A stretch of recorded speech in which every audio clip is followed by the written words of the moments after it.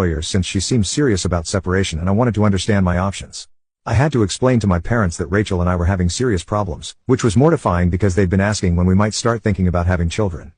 My father was particularly concerned and kept offering to talk to Rachel himself because he could see how destroyed I was. My mother suggested we stay with them for a while if we needed space from each other, and my brother awkwardly tried to give me advice about how sometimes marriages go through rough patches. The whole experience was humiliating because I'd been so proud of our marriage that I'd often bragged to friends about how well we worked together. The worst part was how Rachel seemed to be thriving during this supposed marital crisis. She was spending more time with Linda and her divorced friends, posting photos of herself at wine bars and spa days I'd never heard of, and generally appearing to enjoy this new version of herself. Meanwhile, I was losing sleep and couldn't concentrate at work because I kept wondering if the woman I'd vowed to spend my life with was about to ask for a divorce. I started having panic attacks about our future and had to start seeing a therapist to deal with the anxiety. My colleagues noticed that I seemed stressed and distracted all the time.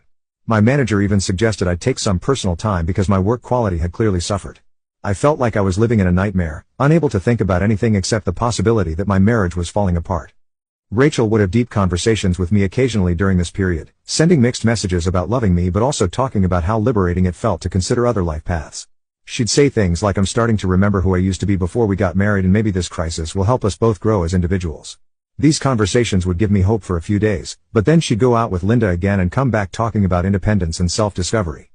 I found myself constantly analyzing her behavior and mood for signs of what she was really thinking. When she seemed happy after spending time with her sister, I'd wonder if Linda was encouraging her to leave me. When she was affectionate toward me, I'd hope it meant she was reconsidering the separation.